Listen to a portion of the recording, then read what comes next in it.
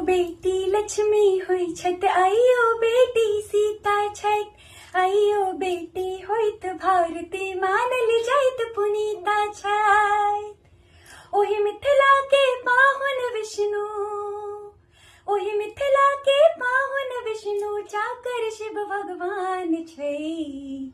मिथिला महान, हमर मिथिला महान छै। मिथिला महान, हमर मिथिला महान छै। प्रणाम, गोर लगै छी।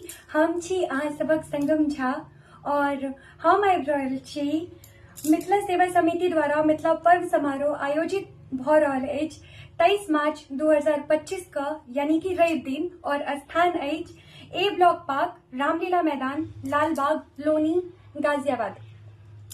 अहाँ समस्त मिथिलावासी सँ और जते भी दिल्ली एनसीआर में रहनिहार छी हुनका सबसे एकटा निवेदन अछि कि अहाँ सब जरूर आबी और जते भी कलाकार आबि रहल छथिन हुनका सबके अहाँ सब अपन आशीर्वाद दी, क्या तऽ इससे बड़का बात हमरा सब कलाकार के लेल और कोनो बात नहीं भऽ रहल छै। तऽ जरूर आबी, बिसरी नहीं। 23 मार्च 2025 का दिन के 2 बजे से शुरू छै कार्यक्रम, रात्रि के 10 बजे तक। धन्यवाद। जय मिथिला, जय मैथिली, जय बाबा विद्यापति।